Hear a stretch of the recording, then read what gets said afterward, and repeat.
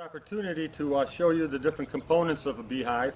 This is an empty hive. I don't have any bees in here yet, and that's the perfect time to show you this. Now, on my setup here, this hive has been leveled so that it's level this way with approximately a 1 degree tilt towards the front. So any rainwater that comes in will drain out the front. This is the universal top along with a feeder jar. Now, I've chosen the feeder jar method of feeding. There's many ways, there's several different ways to feed, but I chose the feeder jar because it's the most simplistic, and I think simple is good. This gets filled with sugar water, and this top here has little holes in it, and when you turn it upside down it creates a vacuum, and the bees can come in through the hive and feed right off of this lid. It fits right into a hole here in the universal top. Next, I have two deep hive bodies, and this one is empty, but it'll be filled with frames like this bottom one. And this is filled with frames. These frames are where the bees actually live and produce.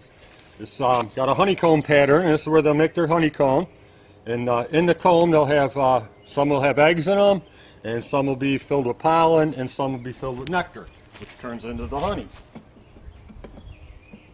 Now these spaces in between are very important because bees like a certain distance of space so that they can move from frame to frame. Anything that's too large, they're going to start filling in, and if it's too small, they can't get through.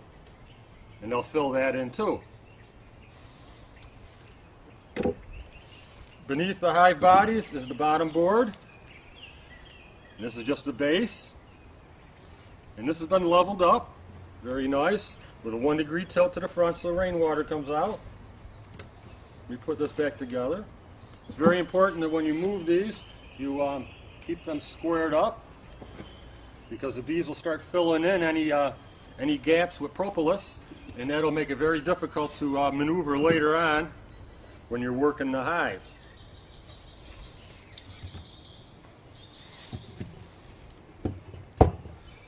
Another component that I'd like to that I need to show you is the entrance reducer.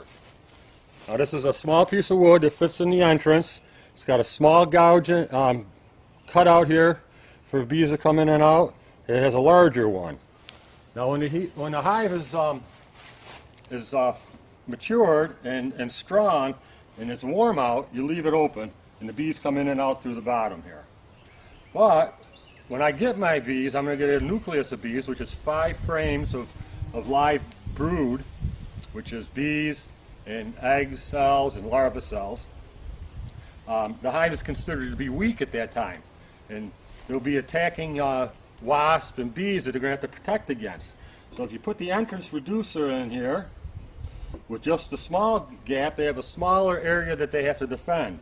Once they strengthen up, you make a larger gap because there'll be more activity of bees coming in and out. They need the space.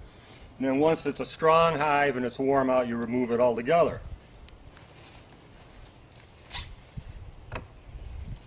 And that's the components to the hive.